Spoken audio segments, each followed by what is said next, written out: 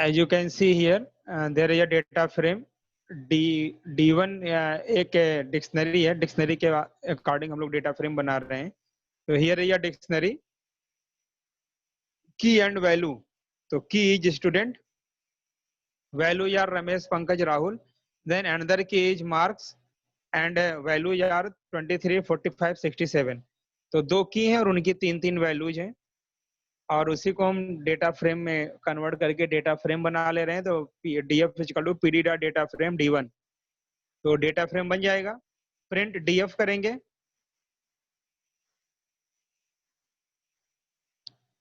Run कराएंगे, ये देखिए डेटा फ्रेम आपका प्रिंट होके आ रहा है. ठीक है, स्टूडेंट्स है, मार्क्स है, डेटा फ्रेम प्रिंट हो गया. तो ये तो नॉर्मल डेटा फ्रेम है. Last class I told you how to write a data frame values into CSV file. तो CSV फाइल क्या होती है? Comma separated value file होती है, and this file is very common nowadays for storing the data from web page, from database, from file or anywhere. So here I want to store this output of data frame to a file. File का नाम क्या है? d drive / data.csv. तो अभी हम कोई नया नाम दे रहे हैं, test1.csv. मैंने क्या नाम दिया? test1.csv. अब इसको रन कराइए, फाइल रन हो गई. Now see has the csv file created और नॉट. तो हम लोग डी ड्राइव में आते हैं. डी ड्राइव में आके देखिए test1 नाम से कोई फाइल बनी कि नहीं बनी. तो यहाँ पर देखिए टी हम प्रेस करें, देखिए test1 फाइल बनी हुई है. That is the file created after running that program. अब इस फाइल को you can open in MS Excel or you can open MS Word sorry Notepad also. तो एक्सेल में ओपन करते हैं, ये देखिए आपका बन के आ गया. ये आपका क्या है? CSV फाइल है जो कि एक्सेल में मैंने ओपन की है. That is the CSV file that I had opened in MS Excel. So in this way you can store the output of data frame to a CSV file. You can also open the same file in Notepad also. Open with Notepad. Here is the file. In Notepad it will show as a comma separated value.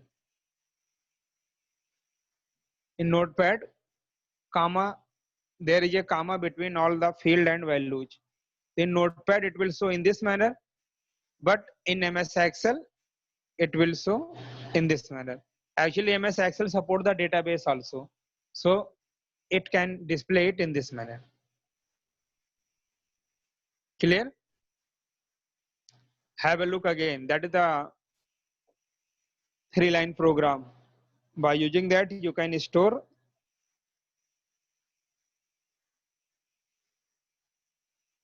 a data frame data to CSV file. In your book a number of steps are given, so many things are given, but the simple work is this. If a program came how to store the data frame output to a CSV file, you have to write only this. And regarding this notes I have already shared to you. Okay, and last class I told you the advantage of CSV file: a simple, compact and easy format for storing data, a common format for data interchange. You can store the data of comma separated value to any database and any table, and you can also make the change and again get back the updated data. It can be opened in MS Excel and Notepad also. Nearly all spreadsheets, means all type of Excel sheets, maybe you are using Open Office or MS Office or any other office, then it can be easily import and export.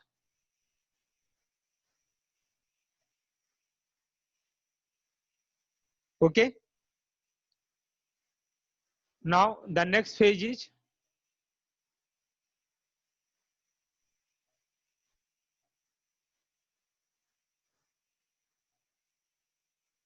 It's reverse.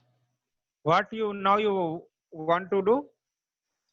Reading from a CSV file to data frame. अब इसका उल्टा हम लोग करते हैं. अगर कोई CSV file बनी हुई है तो वहां से डेटा फ्रेम में डेटा हम कैसे लेके आएंगे. तो here open the test1 in notepad and make some changes.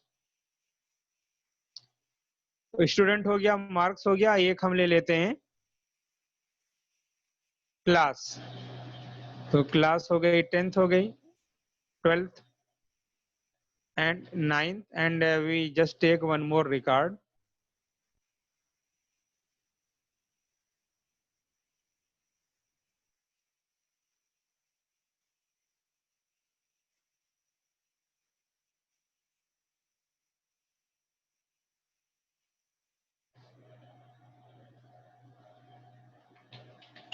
Suman, and here is the.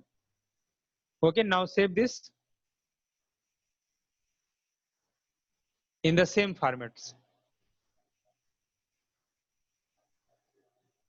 Okay. For rechecking, just open it in Notepad also. Now the data is in this manner. How you see it in a data frame? How to store it in a data frame? So only one line you have to write: df read CSV and the path of CSV file, that is d colon backslash test1 dot CSV. That's all. And again next command you have to write print df. Run कराइए in this manner. Here one problem you are seeing that it already print extra row that is not required by you.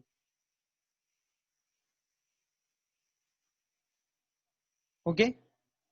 So to remove this, you can do one thing. You can add one thing. Header is equal to none. Now run it.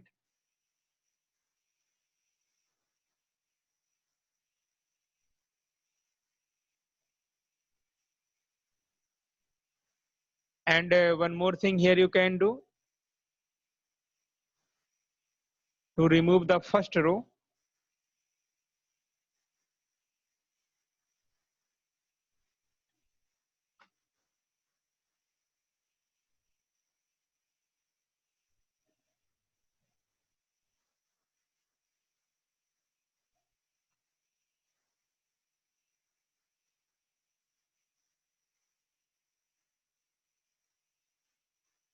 Okay, it creates a problem. Just see in another way. Student marks class.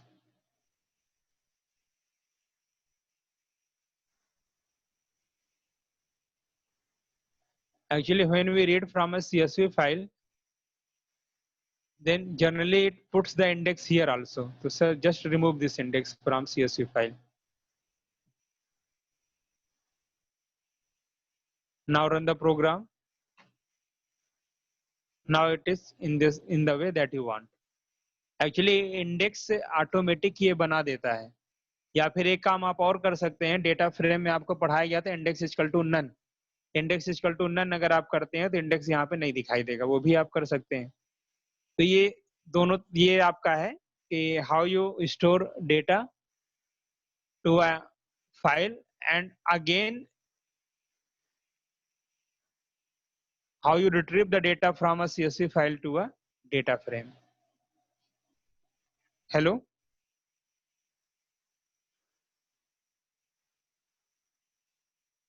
Is it clear? Yes, sir. समझ में आ रहा है कि कैसे हम जो है data frame को CSV फाइल में स्टोर करेंगे और किस तरीके से CSV फाइल से हम डेटा फ्रेम में रीड करेंगे.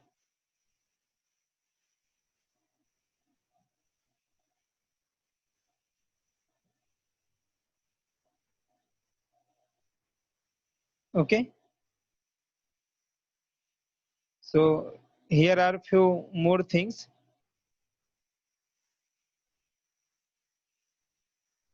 Reading CSV file and specifying own column name. If you want to give your own column name, then how you do this? Here, names is equal to, suppose that we want to change the columns. So names is equal to, पहला हमने ले लिया name column. Second column we have taken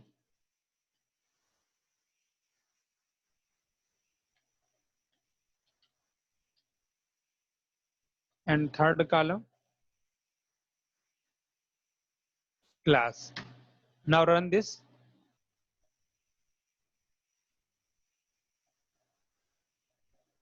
Here you can do one thing. Skip row is equal to 1.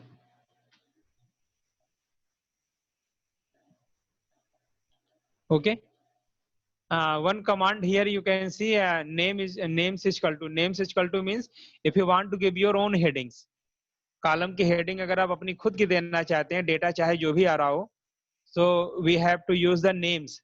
And for removing the first row from the CSV file, we have command skip row is equal to 1. skip row is equal to 1 का मतलब क्या होता है कि पहली रो हमें skip कर देनी है, मान लीजिए. तो कहीं भी अगर मिसमैच इस तरह से हो रहा है तो skip row is equal to 1 आप करके अपना डेटा एडजस्ट कर सकते हैं. ठीक है. या फिर आप एक काम और कर सकते हैं, हेडर इक्वल टू नन आप कर देंगे. तो इसकी प्रोज इक्वल टू 1 हम हटा देते हैं, हेडर इक्वल टू नन कर देंगे, तब भी वही चीज हो जाएगी. क्या होगी? एन कैपिटल होगा.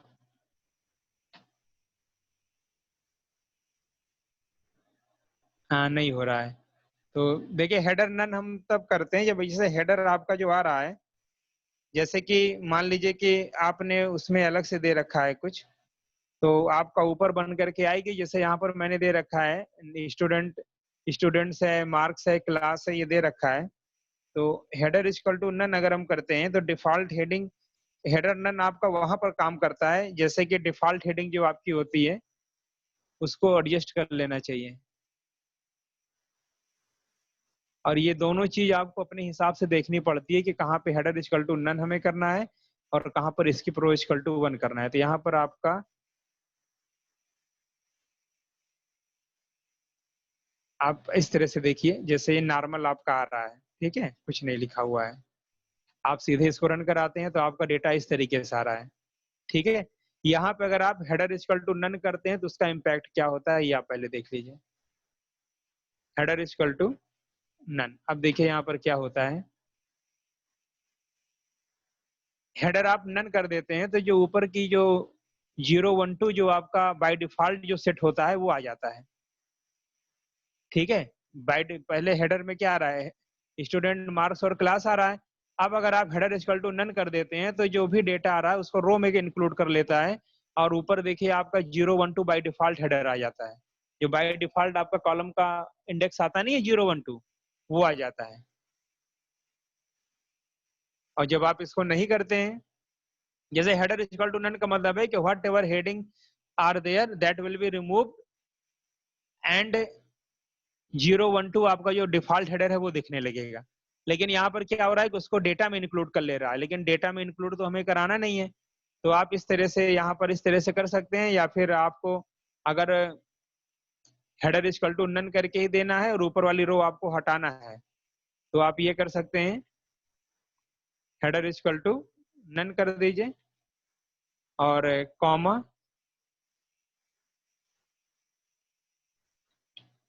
हेडर इक्वल टू नन करेंगे तो क्या होगा, डेटा आपका एक उसमें आ जाएगा.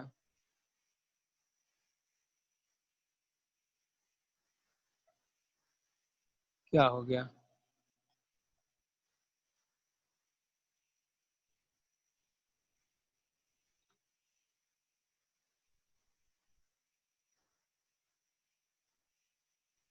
हेडर इज इक्वल टू, अच्छा सीधे लिखना है, उसमें नहीं लिखना है। हेडर नन कर दिया तो देखिए ये चीज आपका किस में आ गया, रिकॉर्ड में आ गया, पहली रो में आ गया। पहली रो तो आपको चाहिए नहीं, तो उसके लिए होता है इसकी प्रोज इक्वल टू 1। तो पहली रो हम क्या करेंगे, हटा देंगे। तब हमारा डेटा जिस हिसाब से हम चाहते हैं हेडर भी हट जाएगा और डेटा हमारा केवल रिकॉर्ड रिकॉर्ड आएगा और कोई हेडिंग वेडिंग उसमें नहीं आएगी। तो ये आपका यूज होता है when you write header equal to none. Header equal to none का मतलब क्या है कि जो भी कॉलम की हेडिंग है वो अपने आप हट जाएगी, और इसकी प्रो इक्वल टू 1 का मतलब होता है पहले रो को इलिमिनेट कर देना। तो इस तरह से आप अपने अकॉर्डिंग जो भी डेटा अरेंज करना है आप कर सकते हैं। ठीक है। ये हेडर इक्वल टू 1 का मतलब क्या है कि कॉलम हेडिंग्स आपकी हट जाएंगी, और स्किप रो इक्वल टू 1 या 2 या जितनी भी रो आप स्किप कराना चाहते हैं उसका मतलब क्या होता है कि आप अपने अकॉर्डिंग जो है रखना चाहते हैं। अब यहाँ पर एक चीज आप और इम्प्लीमेंट कर सकते हैं। अब हेडिंग जो आपको देनी है नेम्स इक्वल टू, जैसे एसटी कर दिया, दूसरा एमके कर दिया, और तीसरा इसे दिखाने के लिए सीएल कर दिया। अब आप देखिए जो हेडिंग आपकी होगी, अब आपने जो दिया है वो आ जाएगी।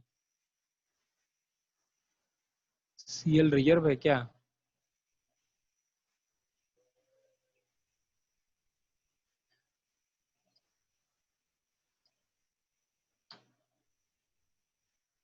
वो जिसने आर्गुमेंट फॉलोज कीवर्ड आर्गुमेंट, कौन सा कीवर्ड आर्गुमेंट आ गया भाई? चलिए,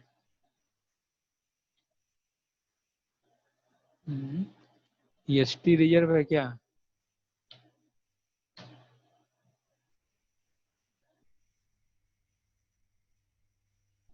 नेम्स इक्वल टू, अच्छा अच्छा, स्क्वायर ब्रैकेट के अंदर होना चाहिए।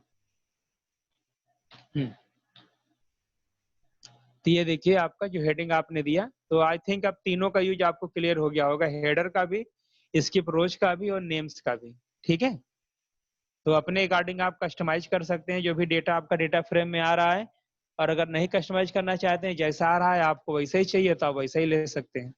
क्लियर है ये? And by using skip rows you can also skip the record. Suppose that you want to use how many 1 0 0 1 2 3 4, जैसे आपने कहा skip rows 1 तो आपने इलिमिनेट कराया ही, आपने कह दिया 3 भी इलिमिनेट हम कराना चाहते हैं। अब आप रन कराइए तो देखिए 1 और 3 को छोड़ करके बाकी रिकॉर्ड आएंगे। ठीक है।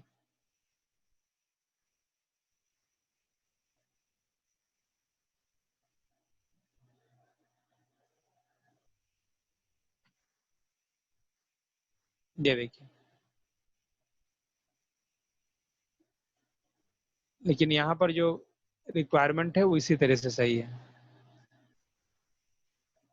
ठीक है। तो इसका हम नोट्स आपको दे देंगे। तो देखिए इसमें एक आपने यूज किया है, सबसे पहले यूज किया है हेडर। तो हेडर इक्वल टू नन, तो header equal to none, it will take the default heading as 0 1 2। जो आपने हेडिंग कॉलम में दी होगी उसको हटा देगा, 0 1 2 ले लेगा। And skip rows is used to skip the rows from the CSV file. And names is equal to used to give the customized heading. ठीक है। और आपके प्रोग्राम इस तरह से आते हैं, write a program to read from a CSV file employee.csv and create a data frame from it. तो इसमें आपको केवल 3 लाइन का प्रोग्राम लिखना है, इंपोर्ट पांडा या पीडी, और df इक्वल टू pd.read.csv और फाइल की लोकेशन, और प्रिंट df, और आपको कुछ नहीं करना है। ठीक है। ये 3 लाइन का प्रोग्राम सबको याद आ जाएगा। जैसे नॉर्मली एग्जाम में अगर आता है कि कॉलम की हेडिंग चेंज करना है तब तो नेम्स का यूज करेंगे, अगर नहीं आता है तो हमें कोई जरूरत ही नहीं, हम सीधे इतना लिख देंगे d:\test.csv, दैट्स ऑल। या जो भी पाथ आपको दिया होगा उस पाथ को आप लिख देंगे। तो ये प्रोग्राम आपका इस तरह से रन कराया जा सकता है।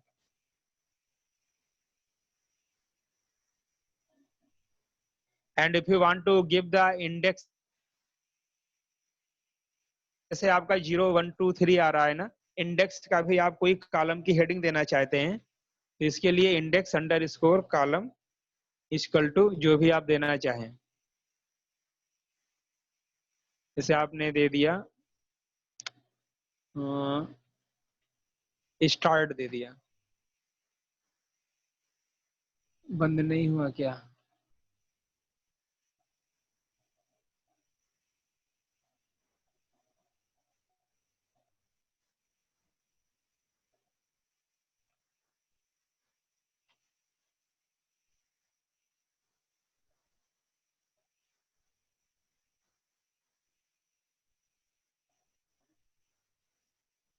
इसके साथ में डबल डबल आ जाए, डबल तो आ नहीं रहा है।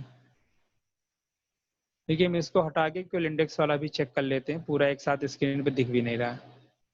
तो index underscore column equal to हमें क्या देना है, फर्स्ट दे दिया, इंडेक्स फर्स्ट इनवैलिड।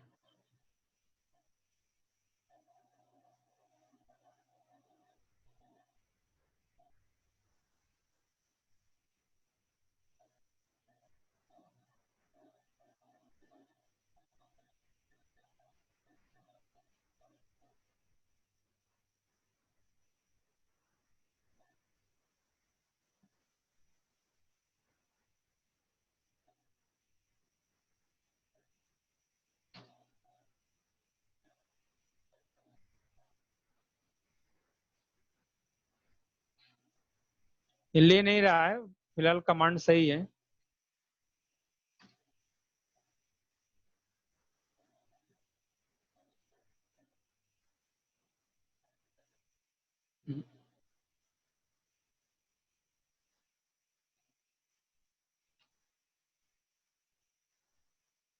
चलिए इसको देख लेंगे क्यों नहीं ले रहा, बाकी तो सारी चीज क्लियर है, और इसमें और कुछ नहीं है। ठीक है, हेडर आपको बता दिया, इसके प्रोज बता दिया और नेम्स बता दिया।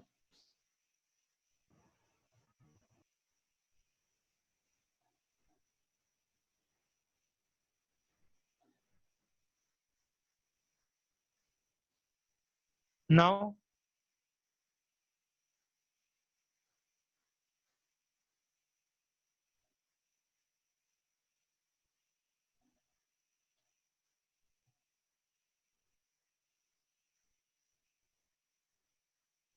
you can also use the head and tail function.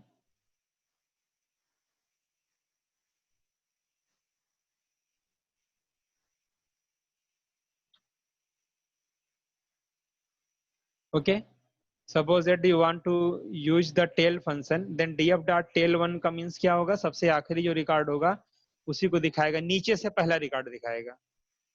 ठीक है, इसी तरह से आपका हेड यूज होता है, हेड और टेल दोनों यूज होने चाहिए, देख लेते हैं। ओके, तो हेड की बात करेंगे तो ऊपर से जो आप देंगे वो आ जाएगा। तो हेड और टेल भी आप यूज कर सकते हैं, लेकिन that is used in that situation when you have a number of record, बहुत सारे रिकॉर्ड हैं and you want to see some specific record from particular number, ऊपर से 10 या नीचे से 10 या इस तरह से आपको देखना है, तो उस केस में आप इसका यूज कर सकते हैं।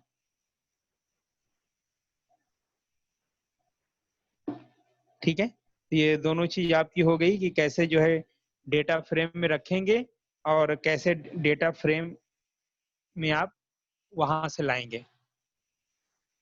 ये बेसिक ऑपरेशन है कि कैसे आप डेटा फ्रेम के डेटा को सीएसवी फाइल में स्टोर करेंगे, या दूसरा इसका रिवर्स है कि सीएसवी फाइल से कैसे आप डेटा फ्रेम में लाएंगे।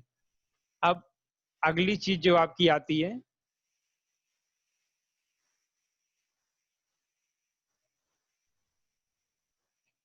वो थोड़ा अलग है, वो आपकी क्या है, नई फाइल खोल लेते हैं, इसको बंद कर देते हैं। अब दूसरा काम आपको ये करना है, MySQL to data frame, MySQL का डेटा आप डेटा फ्रेम में कैसे लाएंगे। ठीक है, तो इसके लिए how many of you have computer, कौन कौन किसके पास कंप्यूटर है जो घर पे अपना चेक करते हैं, रेज योर हैंड। कितने लोग के पास कंप्यूटर है?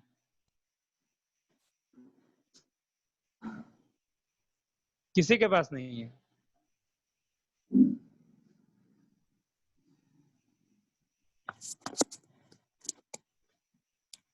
घर पे सिस्टम अच्छा है, ऋषिकेश पांडे। चलिए, जिसके पास सिस्टम है, तो you are using Anaconda, Spyder use करते हैं? Yes, sir. Okay, so those who are using spider, so they have to install one thing, Ganesh, and also those who are using Anaconda, तो आपको क्या करना पड़ेगा, हम आपको लाइव बता दे रहे हैं, आप देख लीजिए, बाकी लोग भी देख लीजिए, और बाकी पाइथन वालों के लिए तो बुक में दे रखा है, आपको एनाकोंडा ओपन करना पड़ेगा। एनाकोंडा नेविगेटर ओपन करिए,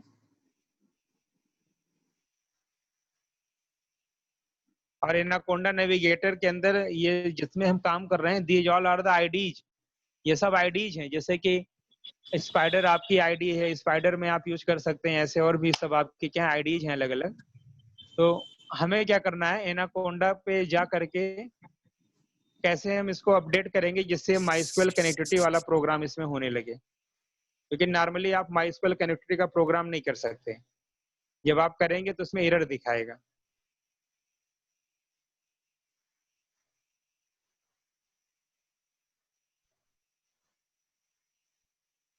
खुलने दीजिए।